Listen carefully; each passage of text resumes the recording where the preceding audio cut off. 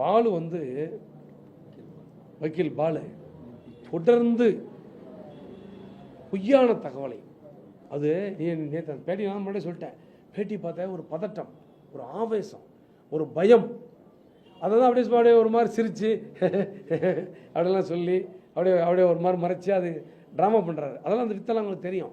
என்ன காரணம், அவர் கோர்ட்டில் போய் வாதாடுற நீதிபதி இல்லை, அவர் பேரில் வழக்கு போடுவார், வேறு யாராவது சீனியரை வச்சு அதை வாதாடுவார்.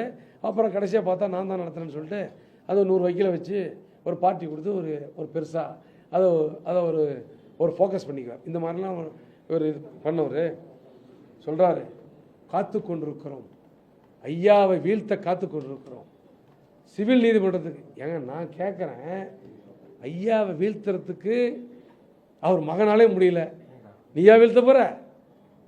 நீயா வீழ்த்த போற? நீ என்ன வீழ்த்த போற? உன்னால எதுவுமே பண்ண முடியாது.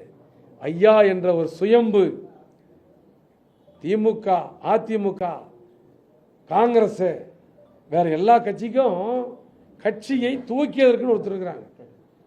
பாட்டாளி முயற்சி பொறுத்த வரைக்கும் இவர் ஐயாவே ஊரா போய் உருவாக்கிய இயக்கம். ஆக இதை நீங்கள் புரிந்து கொள்ள வேண்டும். பாலு தொடர்ந்து இந்த மாதிரி நீதிமன்றத்தினுடைய தீர்ப்பை தவறாக பொய்யா மாற்றி சொல்றது நீதிமன்றத்தை அவமதிக்கும் செயல் என்பதை அவர் உணர வேண்டும். பாரதிய ஜனதா கையில் தேர்தல் ஆணையம் இருக்கு, அதனால அவருக்கு இந்த பதவி கொடுத்ததா பேசிக்கிறாங்க.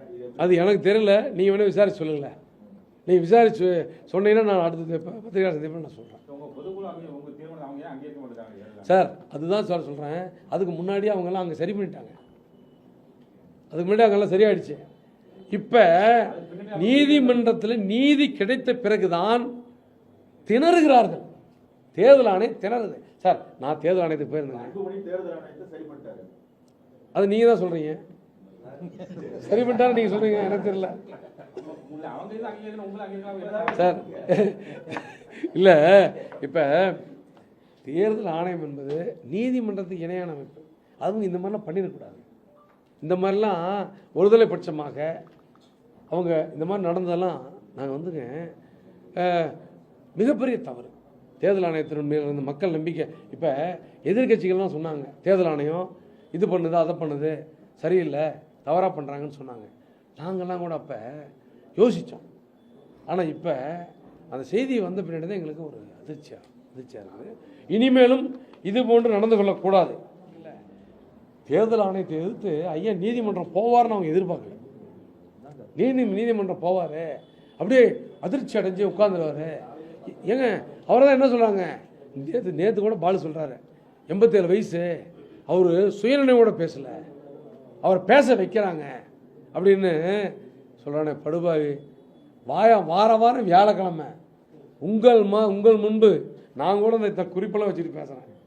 ஒரு பதட்டத்தில் ஐயா சின்ன குறிப்பு கூட வச்சுக்காம 1 மணி நேரம் பத்திரிகையாளருக்கு முன்பு பேசுகிறாரு. சுயநலம் இல்லாத ஏங்க இதை தமிழ்நாட்டு மக்கள் நம்புவாங்களா? தமிழ்நாட்டு மக்கள் அறிவார்ந்த சமுதாயம்.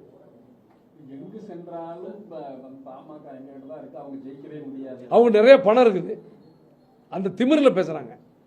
என் நீதி சாகலைங்கிறது நீதிமன்றம் இருக்குது, காட்டிட்டோம்.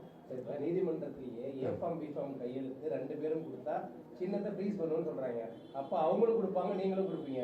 அப்ப மகாராஷ்டிரால சிவசேனா மாதிரி தானே போகும். எப்படி பாருங்க, நான் தான் சொல்றேன், ஏஃபார்ம் பிஃபார்ம் 2 பேரும் கொடுத்தா சிக்கல் இருக்குன்னு சொல்றீங்க. அதுக்காக சட்ட ஒழுங்கோட ஆய்வு செய்து கொண்டிருக்கிறோம் உறுதியாக. ஏங்க இப்போ நாங்கள் உங்கள்கிட்ட தெளிவுபடுத்துறது மீண்டும் ஒரு பொய்யை அவங்க சொல்லிட்டு இருக்காங்க. அன்புமணி தான் தலைவர், இதுதான் அப்படிங்கிறாங்கல்ல, அதெல்லாம் இல்லை. அன்புமணி தலைவர் இல்லை என்று தேர்தல் ஆணையம் சொல்லிவிட்டது. எப்படி சொல்லிடுச்சு? நாங்கள் கொடுத்த கடிதத்தை திரும்ப பெற்றுக்கொண்டோம். உயர்நீதிமன்றம் சொல்லிடுச்சு, உனக்கு அதிகாரம் இல்லை, கடிதம் வழங்க உனக்கு அதிகாரம் இல்லை சொல்லிடுச்சு. முடிஞ்சுதா? தலைவர் போ, இந்த பக்கம் எழுந்திரிச்சு போ, சீட்டை எழுந்திரிச்சு போ.